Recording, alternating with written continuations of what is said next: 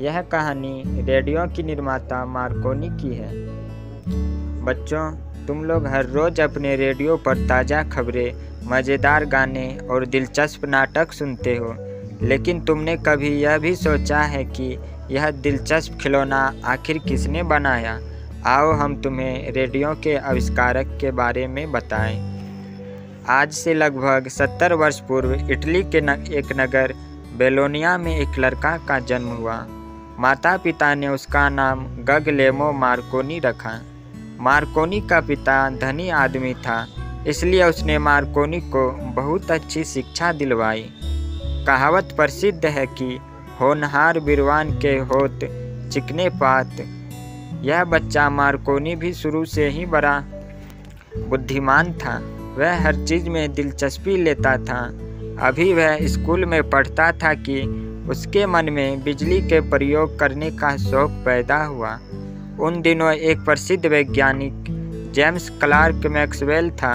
उसने यह खोजा था कि हवाई में कई लहरें इतनी तेज़ी से चलती है कि एक सेकंड में 1,86,000 मील यात्रा कर लेती है।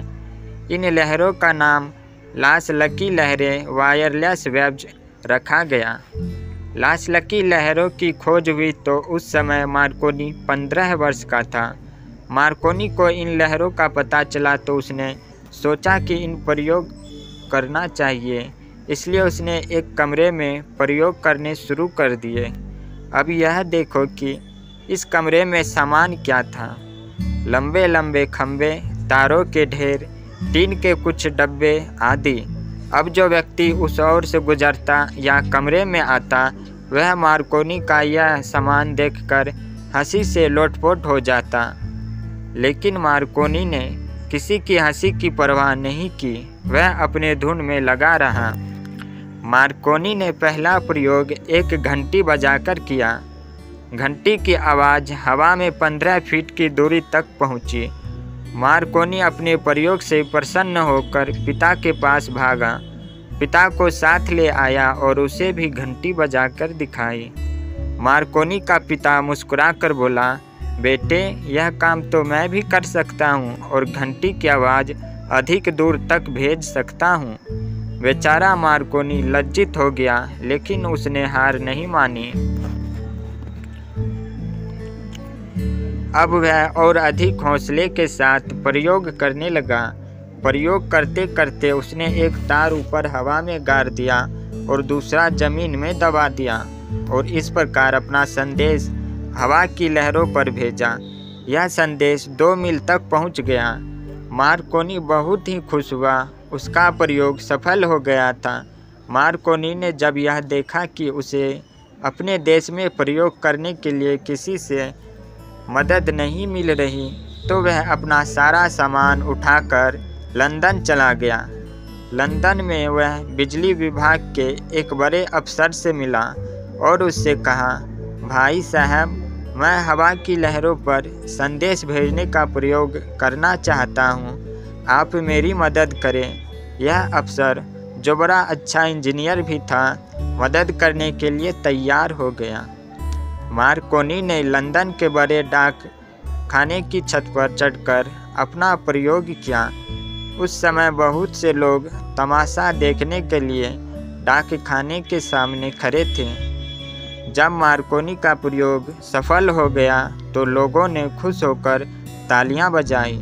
अगले दिन लंदन के बड़े बड़े अखबारों में मार्कोनी की सफलता की खबरें छपी और इंग्लैंड में मार्कोनी प्रसिद्ध हो गया।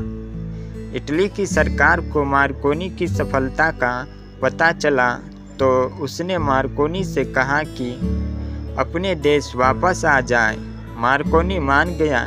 वह जब वापस आया तो सरकार ने उसकी बड़ी मदद की। मदद के कारण मार्कोनी ने एक लास लकी स्टेशन स्थापित कर दिया।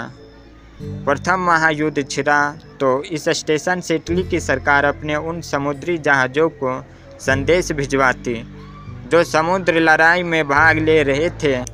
शुरू में उन जहाज़ों तक संदेश पहुंचता जो 12 मील के अंदर अंदर होते, लेकिन मार्कोनी ने लगातार मेहनत करके इस दूरी को बढ़ा दिया और अब समुद्र में काफ़ी दूर तक संदेश जा सकते थे। मार्कोनी के प्रयोग ने बड़ी धूम मचाई।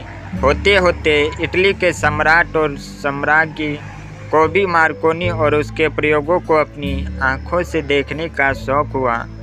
मार्कोनी को बुलवाया गया।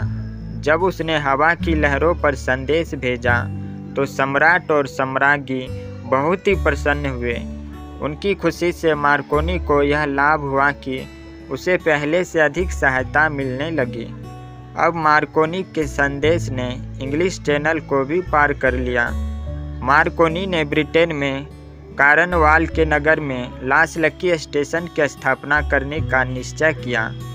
इस काम के लिए लगभग 200 फीट ऊंचे खंभे लगवाए, लेकिन संयोगवश जोर की आंधी चली और सारे खंभे धरती पर गिर गए।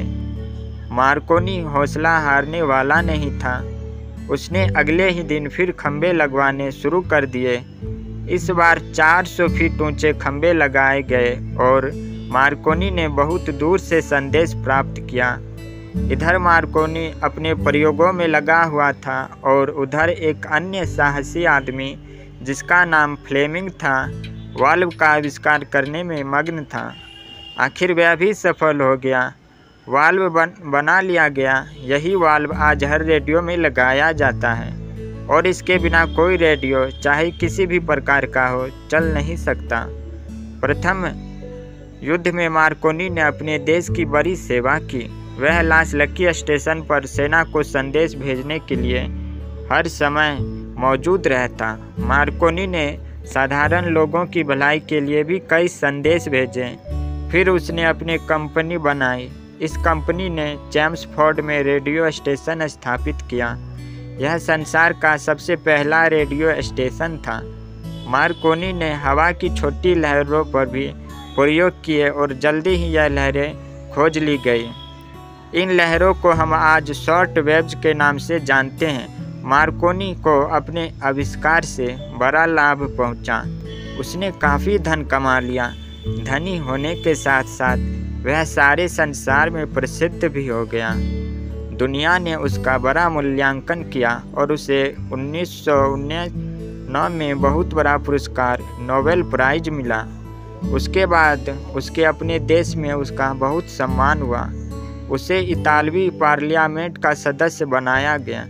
लास लकी लहरों की खोज ने संसार के दूर दूर के देशों को एक दूसरे के समीप कर दिया। जब कोई वायुयान या समुद्री जहाज संकट में होता है तो तत्काल लास लकी पर संदेश भेजता है। उसकी सहायता के लिए कई जहाज चल पड़ते हैं और इस प्रकार बहुत से लोगों के प्राण बच जाते हैं। यदि कोई व्यक्ति उदास हो, निर्जन स्थान पर हो, उसका कोई साथी पास ना हो, तो इस अवस्था में रेडियो एक अच्छे मित्र की तरह उसका साथ देता है और अपने दिलचस्प और नए नए प्रोग्रामों से उसकी उदासी दूर कर देता है।